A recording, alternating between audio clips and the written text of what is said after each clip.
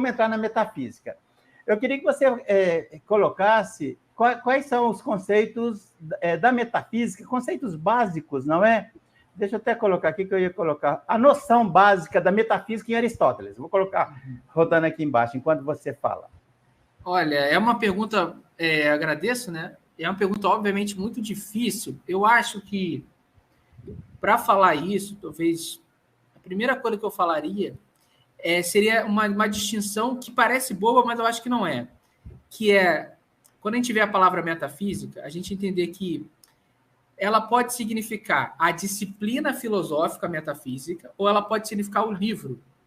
Tá? O livro do Aristóteles se chama Metafísica e existe a disciplina filosófica. Essa disciplina filosófica, essa disciplina já existia em certa medida antes do Aristóteles e, obviamente, continuou existindo depois do Aristóteles. Né?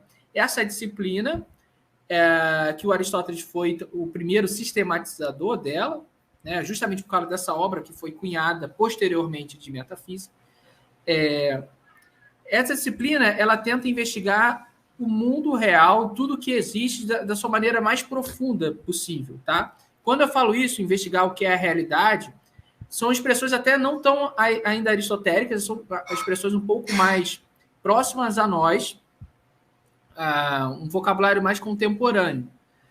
Então, assim, o objetivo da metafísica, dessa disciplina filosófica, é investigar o mundo real em sua última instância, tá? Agora, quando a gente vai para a linguagem do Aristóteles, né, pensando lá atrás, como Aristóteles estava pensando essa investigação do mundo real, o Aristóteles acredita que para você entender o mundo real, você tem que entender o ser, né, e os seus múltiplos sentidos. O Aristóteles diz que o ser pode ser dito de muitas maneiras, e o principal sentido de ser é substância. Então, se eu pudesse falar brevemente quais são os conceitos mais importantes da metafísica do Aristóteles, eu diria que a noção de ser e esses seus múltiplos sentidos, especialmente o da substância. Tanto é que a metafísica tem 14 livros. Né? A gente vai ver ali os livros centrais, tem 3 livros centrais ali na metafísica, o livro 7, 8 e 9, eles tratam muito dessa relação da substância, do entendimento dela. Então, eu não sei se eu consegui responder bem a sua pergunta, mas assim, temos a disciplina metafísica, o que ela estuda até hoje, e temos como Aristóteles via. O Aristóteles olhava especialmente para essa questão do ser e os seus múltiplos sentidos. Legal, legal. A próxima pergunta que eu vou fazer para você, Bruno, eu pensei, quando a gente fez uma prosa prévia, eu pensei, vou colocar essa pergunta logo no início, mas no final eu quero resgatar para a gente tratar aí da relação. Acho que ao longo do bate-papo você vai falar do Tomás de Aquino, mas eu vou querer resgatar essa questão da causa primeira lá no final, novamente. Agora eu queria que você desse um pontapé, falasse um pouco sobre essa busca do Aristóteles pela causa primeira. Eu vou deixar correndo aqui embaixo também. Ó.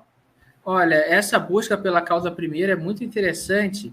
A causa primeira, para Aristóteles, é necessário que a existência de uma causa primeira. Existem algumas razões para isso, tá? Mas, basicamente, a razão que ele apresenta tem até a ver com aquele regresso infinito que eu citei anteriormente em relação ao Platão, do problema da tese platônica do regresso infinito.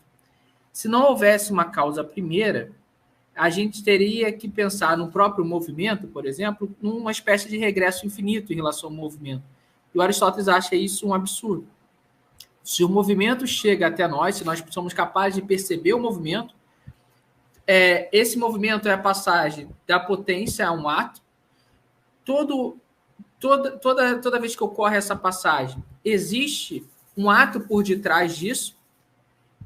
Então, nesse sentido, haverá um ato que antecede todos os processos de passagem de potência para ato. Então, essa disciplina, esse ato último, o Aristóteles chama de Deus ou de motor imóvel, dependendo da tradução. Então, é um ser que seria ato puro, que não depende de mais nenhuma outra coisa e que não tem nenhuma mescla de potência. Porque se houvesse potência, então iria haver a necessidade de existir um ato ainda anterior a ele, e assim haveria um regresso infinito. Isso eu acho interessante, a outro ponto interessante na minha concepção é que essa caminhada do Aristóteles em busca do ato primeiro, do motor imóvel, de Deus, eu diria que é o raciocínio do Aristóteles, né, na minha opinião, que ele mais se orgulha, por assim dizer, porque ele cita esse raciocínio, a importância de ter um motor imóvel em várias passagens. A gente até, no nosso grupo de leitura da metafísica, a gente acompanhava isso. Eu me lembro que eu até cheguei a citar isso uma das vezes. Ele cita esse raciocínio, ele cita essa necessidade da causa primeira, várias vezes, em alguns momentos que talvez não era nem necessário citar essa tese, ele cita. Me parece que é um dos raciocínios mais originais do Aristóteles, essa da causa primeira, do jeito que ele formula, e essa relação entre ato e potência.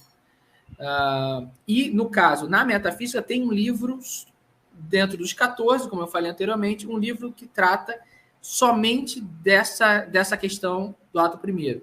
Então, no livro Lambda, como é conhecido, é o 12º livro da metafísica, é um livro que ele para analisar esse tipo de realidade, que é a realidade das substâncias suprassensíveis.